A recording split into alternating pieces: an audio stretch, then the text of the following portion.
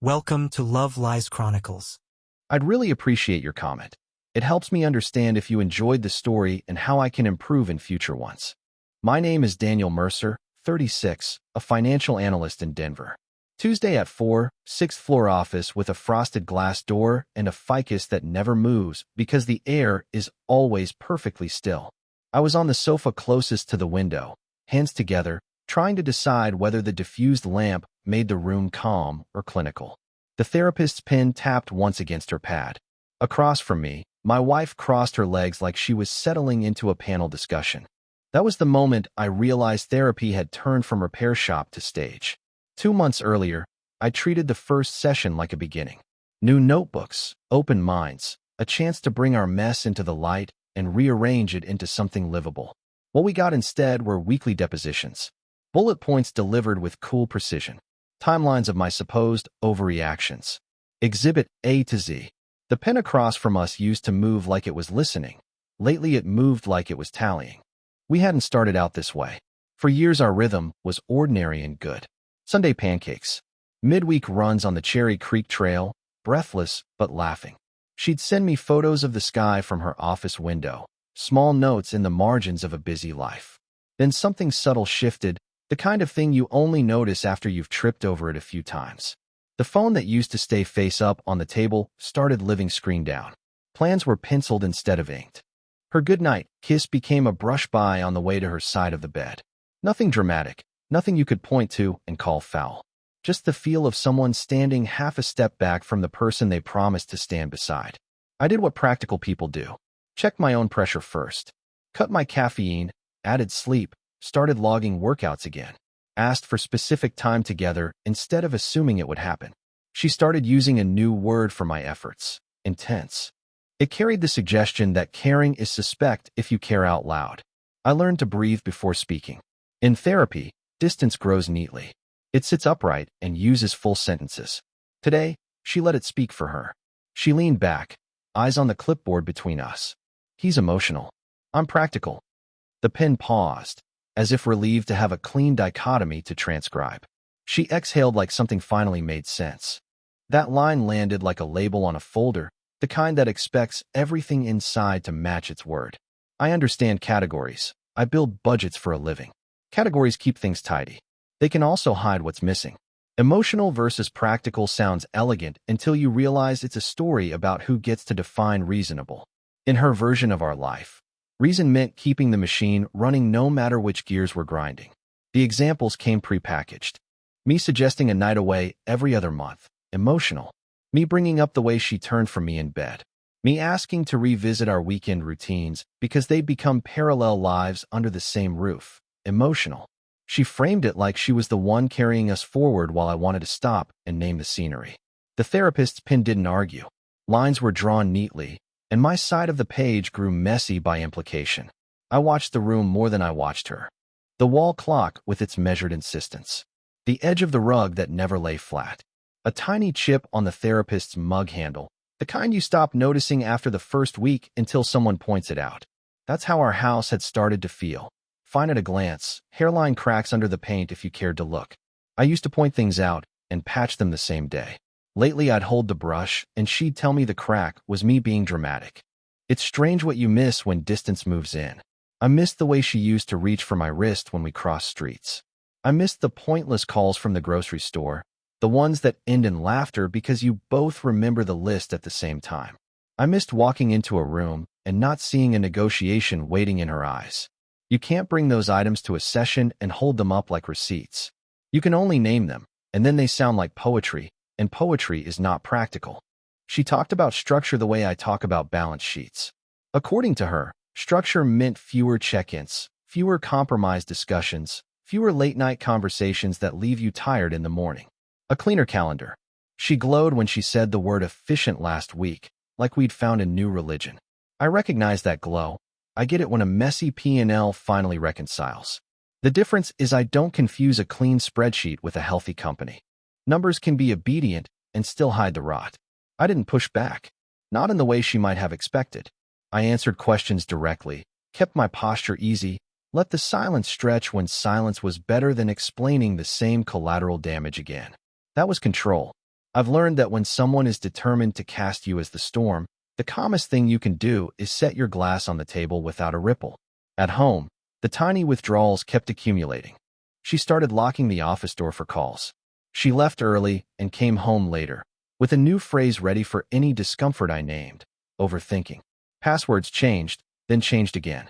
Her side of the closet thinned out as if it were shedding a season. None of it was an indictment by itself. Together they read like a budget that no longer includes you. I don't demonize her in my mind. I can see the outlines of what she wants. A life that doesn't require her to stop and check on whether the person next to her feels seen. A version of safety that includes fewer mirrors. I can also see what I want. A marriage that doesn't mistake motion for progress. Those wants don't always fight. Sometimes they just drift in opposite directions until the distance feels like air you can't cross without a run-up. The therapist asked open questions and wrote down closed answers. That's not a criticism. People in pain prefer checkboxes. They're easier to fill than the blank space where the truth belongs. I kept thinking of our first year, when we stayed up late on the floor of our old apartment, backs against the couch, naming the things we swore we wouldn't lose track of. Time, touch, curiosity. We hid them under being busy and called that adulthood. I'm not confused about what's happening. Stunned, yes, in that quiet way that makes you notice the exact pattern of light across a therapist's rug and the way your own breath sounds against your ribs. Something's off. It's been off for a while. The difference today is simple. I'm done calling that offness normal. I'm done defending the parts of me that keep a relationship alive as if they were liabilities on a sheet she needs to streamline. If her definition of practical is fewer needs and fewer words, I can accept the terms. What I won't accept is the assumption baked into her sentence that only one of us knows how to be steady. The pen tapped the pad again. The clock moved us forward. Outside the window, Denver lights slid down the brick of the building across the alley, late winter turning the sky the color of a receipt fading to white. I sat back, spine easy, hands loose. Because I knew the next thing I said would set the room on a different track, and once you choose that track, you don't go back to the old one. I didn't answer her label with a counter-label. I just tilted my head and kept my voice even. So practical means what exactly? The therapist's eyes flicked to me, then back to my wife. My wife smiled the way people do when a meeting finally shifts to their slide deck. She defined it like a corporate value. Practical meant focusing on bills, the mortgage, retirement contributions, not getting dragged into feelings every time something small happens. She said it as if emotions were a subscription we needed to cancel for budget reasons. The pen moved briskly. I let her keep going. Examples arrived pre-sorted. My suggestion that we take a weekend trip every other month? Emotional impulse, not financial priority. Asking to put the phones away after 9? Emotional policing. Bringing up how she turns away from me in bed and scrolls for 45 minutes? Emotional pressure. She said I create unnecessary friction by pausing the machine to discuss how it runs. I recognize that tone from boardrooms, confident, tidy, certain that the mess is other people's problem. The therapist asked me how I felt hearing that. I said, noted. Just the truth. I'd heard it all before in less formal rooms. She waited like there should be more. In the elevator afterward, she leaned against the mirrored wall, arms folded. You seem defensive. I pressed the lobby button and watched the numbers light up. I asked a question. You answered. Exactly, she said, as if she'd proven a theorem. The doors opened onto late light and clean air that didn't help much. At home, the pressure kept its suit on. She forwarded me a budget with color-coded categories and a note. Let's remove discretionary spends until Q4.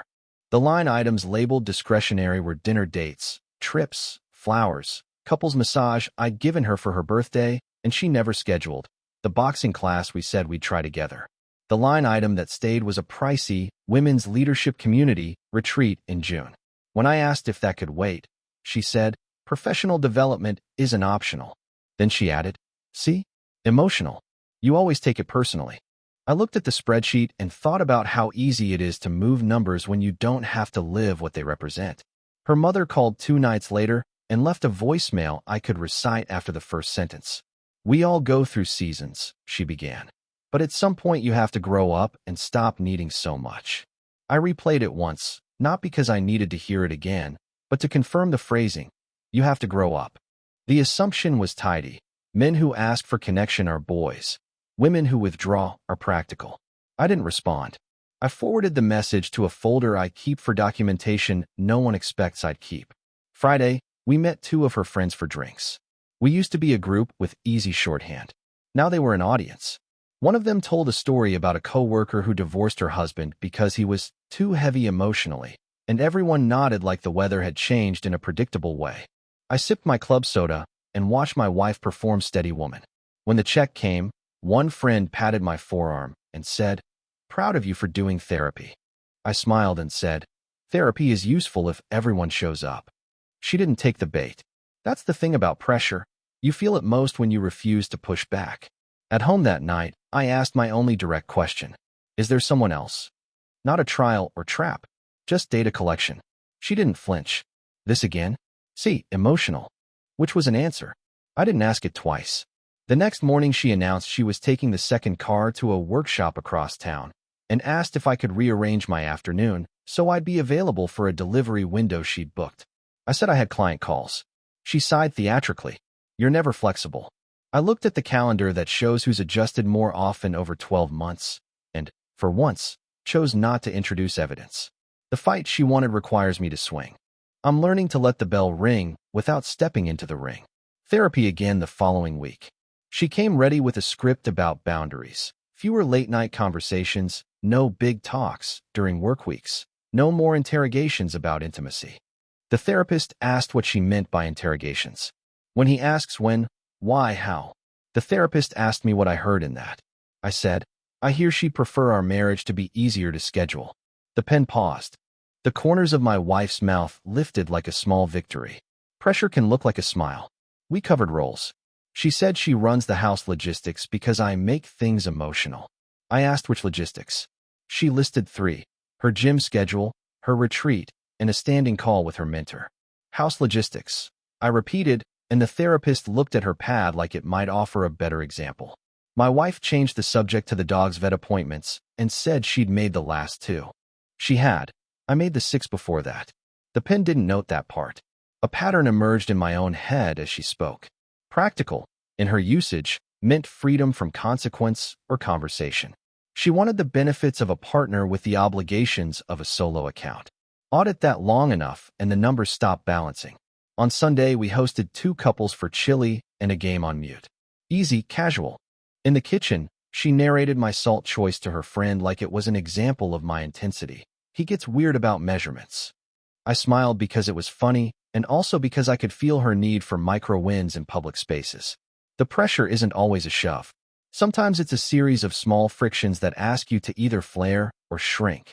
I took the pot off the heat and asked her if she wanted more cumin. She blinked like I'd missed a cue. Monday morning, she texted a list before my first meeting. Please don't bring up feelings tonight. I need to focus on sleep. I thumbed back, understood. The absence of resistance confused her more than any argument. She likes me best when I'm petitioning. When I'm calm, she calls it distance and cites it as cause. Late that week, she forwarded an article about emotional minimalism in marriage with a highlighted passage. Couples thrive when daily operations take precedence over sentimental processing. I read it twice, once as a man, once as an analyst. It made sense if you treat a relationship like a warehouse, low variability, high throughput. It also made sense of our last months. The throughput had stayed high. The inventory of us had quietly emptied. By the time the next session arrived, I was aligned. Pressure felt like a measurement I could read out loud. The therapist asked the standard opener. Any updates? My wife described a calmer week. Less emotional requests, better sleep. She presented it as improvement. I considered the word. Improvement for whom? I watched the pen hover, waiting to frame the week as progress in the right direction. That was the hinge. I realized we weren't deciding if the marriage was fixable. We were deciding which definition of practical would govern the rest of our lives. Hers made me smaller and quieter. Mine, if I chose to have one, would require math neither of them wanted to write down. I sat forward just enough to register intent, just ready to translate everything she'd said into the language she insisted was the only adult one in the room. I leaned forward just enough to make it clear I wasn't clearing my throat for another round of feelings. Okay, I said, steady as a report summary. If you're practical, let's be practical. The therapist's pen hovered like a helicopter over a landing pad, and then, quiet, set down. It was the sound of a room switching languages. Here's my working definition, I continued. Practical means we evaluate inputs and outputs. We price risk. We stop funding loss-making divisions. And if an arrangement consistently underperforms, we wind it down with clarity instead of speeches. I didn't raise my voice. I could have been discussing a portfolio revision. My wife blinked. She'd expected me to argue for intangibles. Instead, I opened the notebook I'd brought for weeks and never used because it felt petty. Today it felt professional. Inputs for me over the last 12 months, I said. Financial provision stable and growing. Home maintenance mostly handled. Time offers. Date nights proposed 21 times, 7 executed. Phones down windows initiated 32 nights, honored 9. Travel planning. 2 full itineraries drafted, both canceled for timing. Check-ins about intimacy and connection. Consistent, data-driven, unwelcome. The therapist didn't reach for the pen. The numbers were already heavy in the air. Outputs to me, I said, still calm. Respect trends, declining. Collaboration, declining, outside of crisis logistics. Affection, sporadic. Intimacy, irregular enough to feel symbolic. Communication style, increasingly managerial. If we call this a business and not a bond, the ROI is negative for the partner who keeps showing up with capital. My wife folded her arms, that small armor she wears when back to a wall she doesn't believe exists. You're being cold. I shook my head. No, I'm being the exact thing you said we should be. I let the sentence sit. And if we're being practical, here's the framework. I wrote 3 headings. Terms, metrics, review. Terms, I said. Clarity replaces interpretation. We operate on an adult operating agreement, not vibes. You don't want emotional clutter? Fine. Then we recognize that what you've labeled as clutter, touch, time, presence, is the product we set out to build. If you decline the product, we stop paying for a factory that doesn't make anything. She half laughed, half scoffed. So now I'm a factory? No, I said. The marriage is. If we're going to reduce everything to practicality, we should at least be honest about what we're producing. I kept my tone neutral because neutrality is the only thing that keeps truth from sounding like revenge. Metrics, I continued. No one thrives under mystery. So we set KPIs the same way you do for your team. Weekly phone-free blocks that we both honor. Monthly time away that doesn't get canceled without a legitimate reason. A shared budget that doesn't list connection as discretionary while prioritizing external retreats. Basic respect, no public undercutting or private contempt. I paused. And intimacy is not a luxury line item. If you want a roommate, say roommate. If you want a spouse, act like one. Pick a lane. My wife looked at the therapist as if for a whistle. None came. I could see the tiny calculus in my wife's eyes. If she argued the premise, she'd have to admit the label she chose was never meant to run both directions. Review, I said. 90 days. That's generous. At the end of 90 days, we open the books. What did we put in? What did we get back? We don't litigate feelings. We report outcomes. If the numbers don't move, we transition. With a wind-down plan that respects both parties' time and money. She finally spoke, voice thin but loud enough. That's manipulative. It's measurable, I said. You've called my requests emotional. Okay, now they're numeric. The only way this framework becomes manipulation is if you never intended to collaborate and only wanted me quieter. The therapist exhaled softly. Daniel, she said, careful. What do you want from this, personally? I didn't break eye contact with my wife. I want us to stop pretending we can starve the parts of a marriage that feed it and still call the corpse responsible. I want a partner. If that's not what she wants, I want the freedom to stop subsidizing a story that isn't true. I closed the notebook. One more thing under terms. If we're living by practicality, we align incentives. Starting today, I'm restructuring our shared systems so the stories we tell match the way we spend. Joint accounts cover joint necessities. Personal wants live in personal accounts. No more soft loans from us to you, or vice versa under the heading of love. If you need space, you'll have it. If you need independence, you'll feel it. That's not punishment. It's clarity. She stared like I'd shifted the furniture while she was out of the room. So you're what? Withdrawing? No, I said. I'm mirroring. You asked for practical. Practical is boundaries and balance sheets. It's also the courage to stop supplying intimacy to a structure that isn't designed to return it. Her mouth opened, then closed. She tried a different angle. You're overcorrecting. Maybe, I said. Or maybe I've been undercorrecting for a year and calling it patience. The 90-day review will tell us which. I turned to the therapist. Operationally, here's how I'll protect both of us while we figure this out. I'll move to the guest room this week. Communication about logistics will be by shared calendar and email, so we don't relitigate the same conversations at midnight. I'll maintain current financial obligations that are truly joint. Anything beyond that requires explicit agreement. She doesn't like being surprised, neither do I. My wife's jaw tightened. You're making this sound like a merger. Divestiture is also an option, I said, and it wasn't a threat. I prefer rebuild, but only if we name the cost and both pay it. The therapist lifted the pen again and then set it down a second time, a small surrender to the fact that this wasn't a note-taking moment. And if she says no to the framework, she asked, then the review period is shorter, I said, because the answer is already in. My wife shook her head. I don't want to live under quotas. Neither do I said. But you removed conversation from the table and called it maturity. Quotas are what remain when two people refuse to talk about hunger. If you want the human way back, say so. I'll meet you there immediately. If not, I'll meet you in the numbers. For a beat, we just breathed. I saw the hint of moisture in her eyes, not a well, a film, like a car window before wipers. I didn't chase it. Feeling hasn't worked. Only function is allowed in this room when she holds the marker. So I used function. This is me not playing, I said finally. Not pleading. Just aligning to your model and discovering if it can carry a marriage as easily as it carries your calendar. I stood, not to leave, but to end the habit of slumping into sessions like a defendant attending his own sentencing. If you choose practical, I added, I'll be a better practitioner than you hoped. If you choose partnership, I'll forget the notebook exists. The therapist looked at both of us. The clock said we had 4 minutes left. My wife stared at the closed cover of my notes like it might open again and rescue her from the thing she'd summoned. No rescue came. 90 days, I said, voice even. Or sooner if honesty arrives earlier. I sat back and folded my hands. For the first time in months, I felt aligned with myself. She wanted practical. I had given her the purest version of it. And as the session ended, I saw the smallest crack in her certainty. The recognition that a mirror doesn't just reflect. It returns your light at the same angle you cast it. We left the session without the usual post-mortem in the elevator.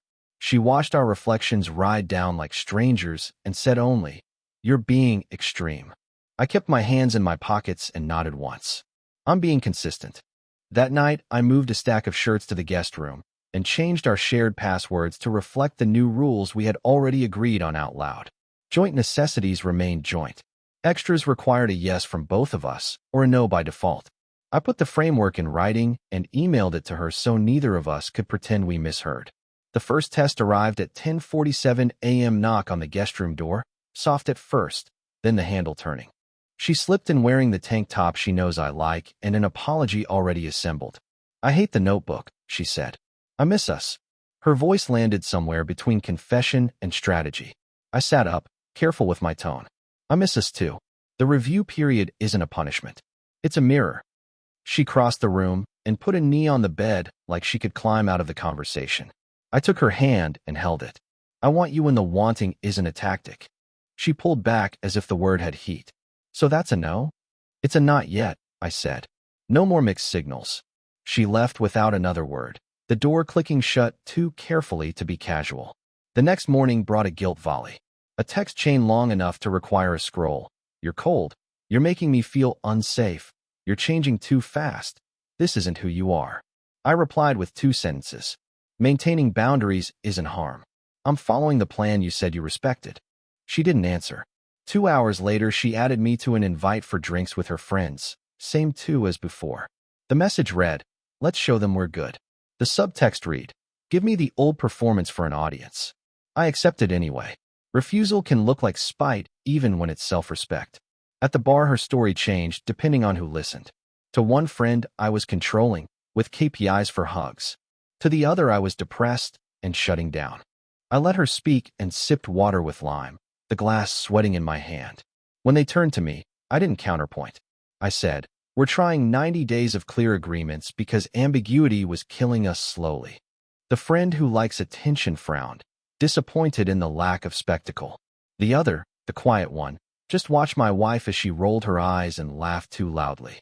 On the walk to the car, that quiet friend caught my sleeve and said, barely above the traffic, "I hope you both mean the words you're using." She didn't hug me. Some people don't need a side to know where the line is.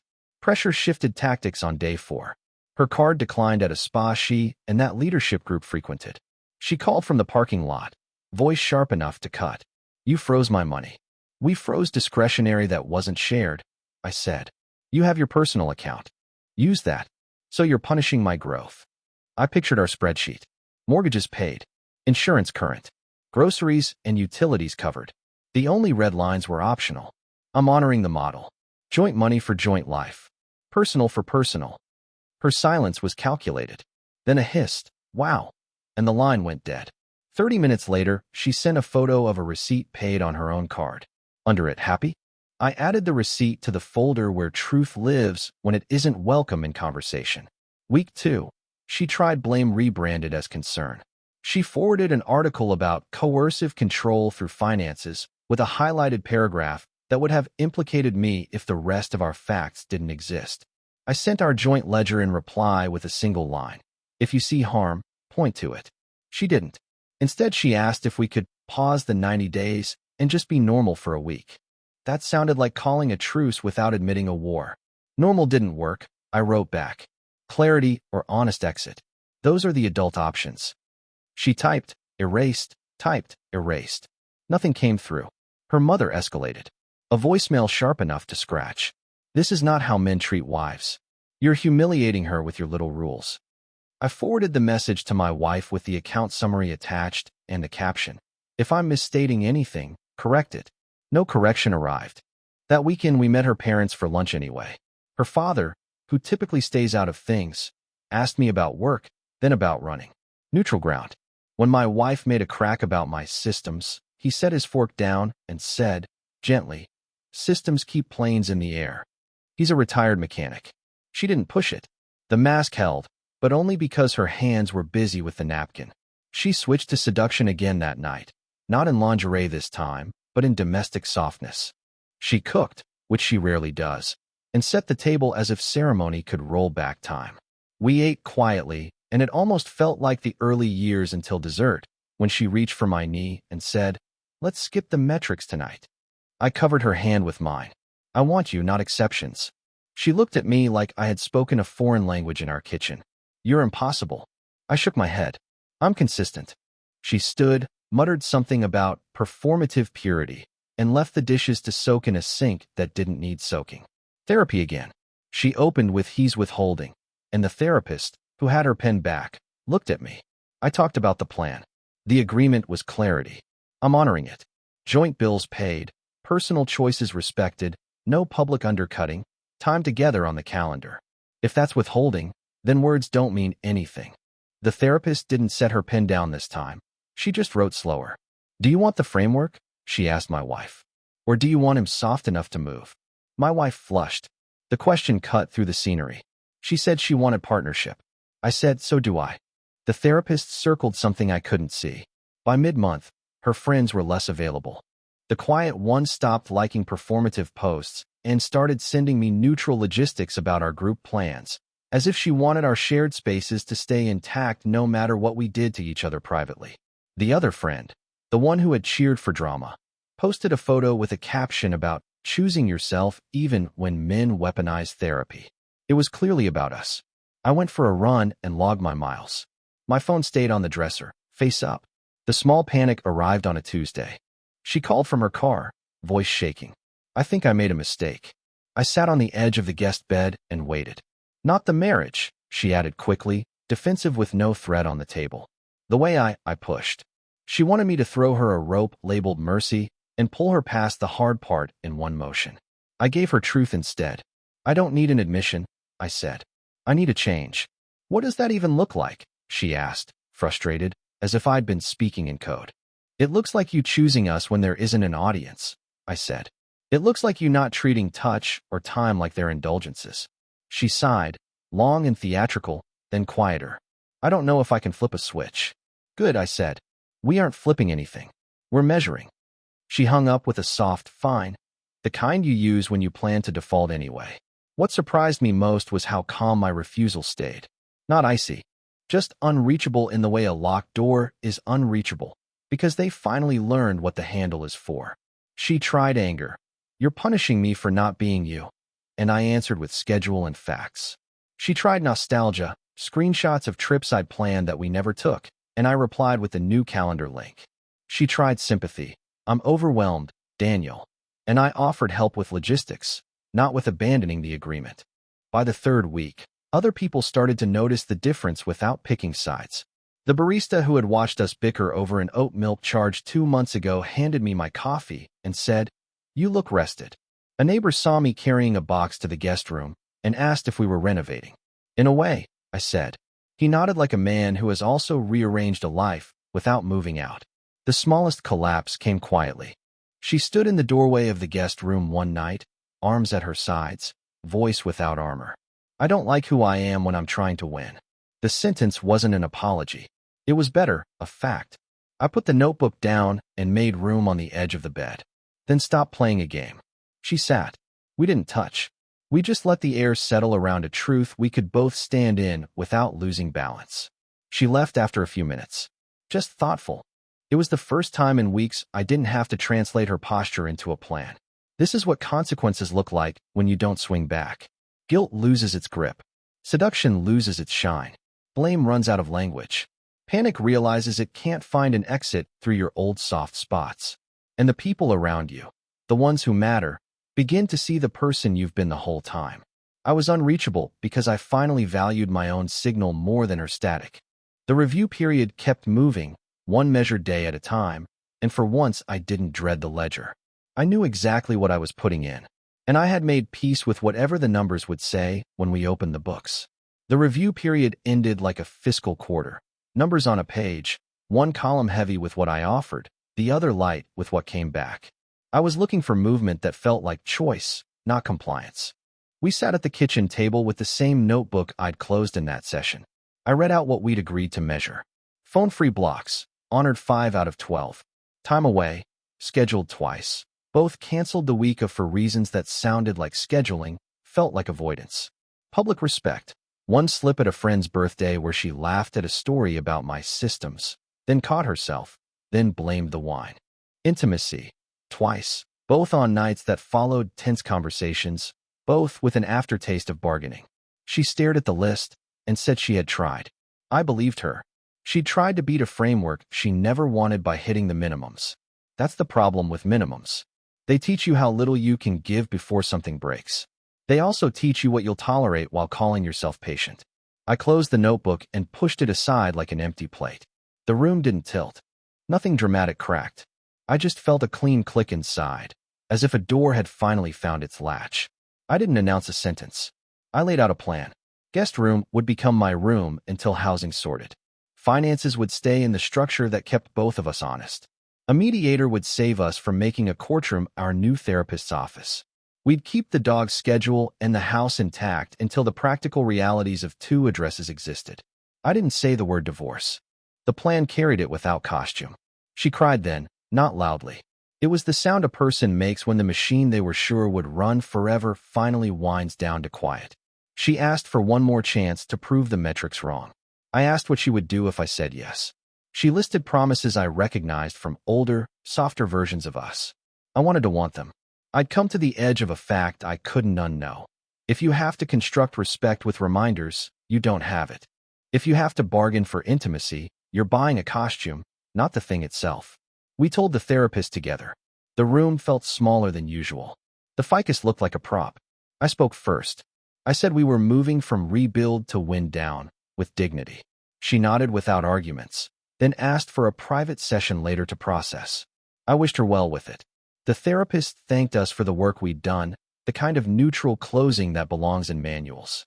When we reached the elevator, my wife reached for my hand, not to hold it, but to rest her fingers on a past she could still touch for 3 floors. I let her. At the lobby, She let go. I found a place across town with a long hallway and good morning light. Nothing fancy. A couch that doesn't demand company. A table big enough for two if life asks again someday. The first night, I slept like I had after that session when the pins set down. My phone stayed on the counter, face up. No waiting for a text to calibrate my next move. The quiet sounded accurate. People responded the way people do when the script ends without a villain. Her mother left 2 messages about how I'd given up. I filed them with the ledger I no longer needed. Her father called once and asked if I had everything I needed for the move. I said yes.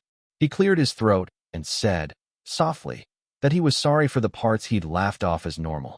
You don't get many apologies from men like him. You don't need more than one. The quiet friend invited me to a group dinner with both of us included. I declined, not as a statement, but as a kindness. Performances don't stop just because the curtain falls, they echo. Better to leave the room. The other friend posted a long thing about choosing yourself and tagged no one. I went for a run. The body keeps better records than a timeline. Paperwork moved the way paperwork moves, through hands that don't know your story and don't need to. I opted out of contention. We split what could be split and sold what needed selling. I kept the things that remind me I'm a man who builds, a set of tools, the framed print we bought on a weekend trip when weekends were us instead of open hours. She kept the things that make her feel settled. I didn't lean on the law to win what the marriage had lost. I chose clean accounting over long battles. That's not generosity. That's self-respect in a ledger you can sleep on. She called once after the mediator meeting, asking if there was any version where we paused and tried again for a month without the notebook, without rules, just feelings and time. The request sounded like a poem you write 2 weeks after finals are over. I could hear the hope in it, and the fatigue. I said I wanted her to have a life that didn't require my boundaries to keep her honest. I said if she finds the person who makes practical feel like love, I hope she recognizes it sooner than we did. She cried quietly for a minute. I listened. When she thanked me for listening instead of arguing, I said that was always the problem. I listened. We didn't change. Final signatures happened on a Thursday. No rings to return. No keys to hand over that weren't already copied. We stepped into the hallway and smiled in that polite, brittle way people smile at wakes. She asked if we could check in a few months. I said we could send updates about logistics if anything remained. She nodded. She looked like someone who had just learned the difference between control and consequence and didn't like the taste. She walked to the elevator without touching my arm. I watched the doors close and felt no urge to chase them. I kept my routines and let them root. Early miles along the path, coffee with my notebook closed, calls with friends who don't need me to perform stability to stay in the room. The apartment began to sound like home. The hum of the old fridge, the neighbor's laugh 2 doors down, the train 3 blocks away that announces itself and then keeps going. I caught myself planning a weekend away and then went, alone, without turning it into therapy. I read in the mornings with my feet up, not to prove a point, but because I remembered that I like pages and light. A text came weeks later from an unknown number and turned out to be her new one. She wrote that she understood now what I had tried to do with the framework, not trap her, but give us both a mirror. She said she was sorry for making respect conditional on convenience. She said she hoped I was well. I typed and erased 3 responses. I settled on 5 words. Thank you. Take good care. I put the phone face up on the table and went for a run. I don't sell my story to myself as triumph. It isn't. It's something quieter and, I think, better. I will always want the version of us that could have treated connection like oxygen instead of indulgence. But I won't build that version out of apologies and exceptions. I learned, finally, that I'm not a better man because I can carry both of us. I'm a better man because I set down what wasn't mine and picked up respect with both hands. She told the therapist she was practical and I was emotional. Maybe that was true.